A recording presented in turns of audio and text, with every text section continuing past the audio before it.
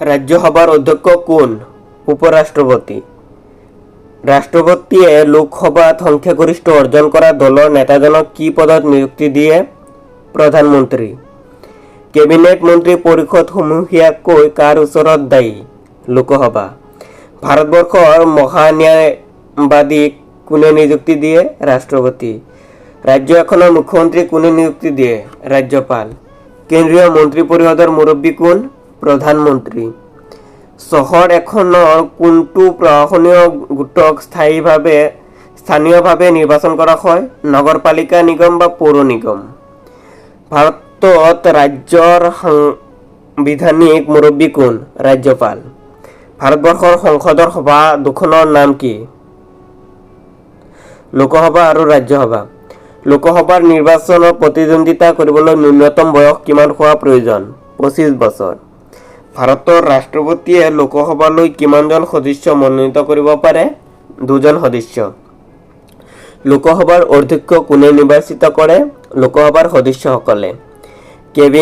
কেন্দ্ৰীয় কেবিনেট মন্ত্ৰীসকলক কোনে নিযুক্তি দিয়ে? ভাৰতীয় ৰাষ্ট্ৰপতিয়ে।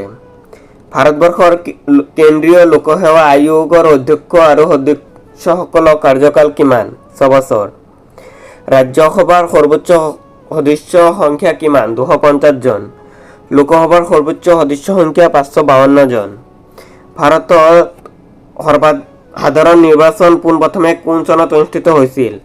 1952 চনত। ভাৰতত ৰাষ্ট্ৰপতি নতুবা উপৰাষ্ট্ৰপতি অনুপস্থিতিত ভাৰতত কোন ৰাষ্ট্ৰপতি হিচাপে কাৰ্যনিৰ্বাহ কৰে? উচ্চতম ন্যায়ালয়ৰ মুখ্য ন্যায়াধীশে। ৰাজ্যপালৰ মৃত্যু হ'লে বা তেওঁ পদত্যাগ কৰিলে নতুন ৰাজ্যপাল এজনক নিযুক্তি প্ৰদান নকৰাকৈ ৰাজ্যপালৰ দায়িত্বভাৰ কোনে পালন কৰে? উচ্চ ন্যায়ালয়ৰ মুখ্য ন্যায়াধীশ। Doctor BR. আম্বেদকাৰৰ ভাৰতীয় সংবিধানৰ কোনটো অধিকাৰক সংবিধানৰ অন্তৰ আত্মা আখ্যা দিছিল? সাংবিধানিক প্ৰতিকাৰৰ অধিকাৰ। লোকসভাৰ প্ৰথম অধ্যক্ষ কোন আছিল? জি.বি. মাভালাংকাৰ। ভাৰতত কিমানখন উচ্চ ন্যায়ালয় আছে? 21খন। স্বাধীন ভাৰতৰ প্ৰথমগৰাকী মহিলা ৰাজ্যপাল কোন আছিল? সৰোজিনী নাইডু। পোনপ্ৰথমবাৰৰ বাবে ভাৰতীয় সংবিধান কেতিয়া সংশোধন কৰা হৈছিল? 1951 চনত। ভাৰতীয় জাতীয় পতাকাখনৰ দীৰ্ঘ আৰু প্ৰস্থৰ অনুপাত কিমান? 2:3। 24 নং অনুচ্ছেদত শিশু শ্ৰমৰ বাধা দিয়া ক্ষেত্ৰটো কি? বিপদসংকুল উদ্যোগ। ভাৰতবৰ্ষক কিয় গণতান্ত্ৰিক ৰাষ্ট্ৰ বুলি কোৱা হয়? ৰাষ্ট্ৰৰ মুৰব্বীজনক জনসাধাৰণৰ দ্বাৰা নিৰ্বাচিত কৰা হয় বাবে। ভাৰতৰ উচ্চতম ন্যায়ালয় ক'ত অৱস্থিত? নতুন দিল্লীত। ভাৰতৰ সংবিধানখন কেতিয়াৰ পৰা বলবৎ কৰা হয়? 26 জানুৱাৰী 1950 চনত। ভাৰতৰ ৰাষ্ট্ৰপতিৰ কাৰ্যকাল কিমান? 5 বছৰ। ভাৰতৰ জাতীয় পতাকাত থকা অশোক চক্ৰত কিমানডাল দণ্ড আছে? 24 ডাল। স্বাধীন ভাৰতৰ প্ৰথম গভৰ্ণৰ জেনেৰেল কোন আছিল? চি ৰাজাগোপালাচাৰী। ভাৰতৰ সংবিধানত বৰ্তমান কিমানটা অনুসূচী আছে? 12টা। ভাৰতত হিন্দীৰ পিছত সৰ্বাধিক কথিত ভাষাটো কি? তেলেগু।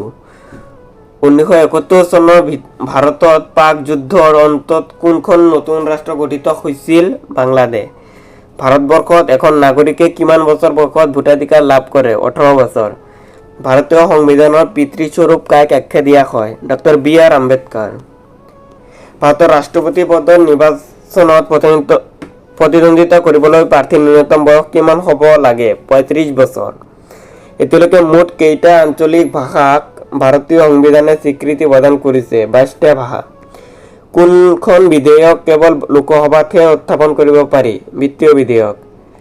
ভাৰতীয় সংবিধানৰ কোনটো অনুচ্ছেদ হিন্দীক ভাৰতৰ চৰকাৰী ভাষা হিচাপে ঘোষণা কৰিছে? 343 নং অনুচ্ছেদত। ভাৰতৰ সংবিধানে নাগৰিকসকলৰ বাবে কিমানটা মৌলিক অধিকাৰ প্ৰদান কৰিছে? 6টা। কোনটো অনুচ্ছেদৰ অধীনত ৰাষ্ট্ৰপতিয়ে কোনো এখন ৰাজ্যত ৰাষ্ট্ৰপতি শাসনৰ প্ৰৱৰ্তন কৰিব পাৰে? 356 নং অনুচ্ছেদত। উচ্চতম ন্যায়ালয়ৰ মুখ্য ন্যায়াধীশৰ অৱসৰৰ বয়স কিমান? 65 বছৰ। কোনখন উচ্চতম ন্যায়ালয়ে সৰ্বাধিক ৰাজ্যত ক্ষেত্ৰাধিকাৰ সাব্যস্ত কৰে? গুৱাহাটী উচ্চতম ন্যায়ালয়। ভাৰতবৰ্ষৰ কোনখন ৰাজ্যৰ বিধানসভাৰ কাৰ্যকাল 6 বছৰ? জম্মু আৰু কাশ্মীৰ। নিৰ্বাচক মণ্ডলীৰ সংখ্যাৰ ভিত্তিত ভাৰতৰ ক্ষুদ্ৰতম লোকসভা নিৰ্বাচনী সমষ্টি কোনটো? লাক্ষাদ্বীপ। ভাৰতৰ কোনখন ৰাজ্যত বিধানসভা নিৰ্বাচন 1982 চনত পোনপ্ৰথমবাৰৰ বাবে ইলেক্ট্ৰনিক ভোট গ্ৰহণ EVM ব্যৱহাৰ কৰা হৈছিল? কেৰালাৰ ৰাজ্যিক বিধানসভা নিৰ্বাচন। ভাৰতৰ পৰিকল্পনা আয়োগৰ সভাপতি কোন? ভাৰতৰ প্ৰধানমন্ত্ৰী। ভাৰতত কোনখন ৰাজ্যই লোকসভালৈ সৰ্বাধিক সদস্য নিৰ্বাচিত কৰি পঠিয়ায়? উত্তৰ প্ৰদেশ। ভাৰতীয় সংবিধানখন সংশোধনৰ দায়িত্ব কৰা হাতত ন্যস্ত কৰা হৈছে? ভাৰতীয় সংসদৰ হাতত ন্যস্ত কৰা হৈছে। ভাৰতৰ কোনখন ৰাজ্যই 1959 চনত পোনপ্ৰথমে পঞ্চায়তী ৰাজ্য শাসন ব্যৱস্থা প্ৰৱৰ্তন কৰিছিল?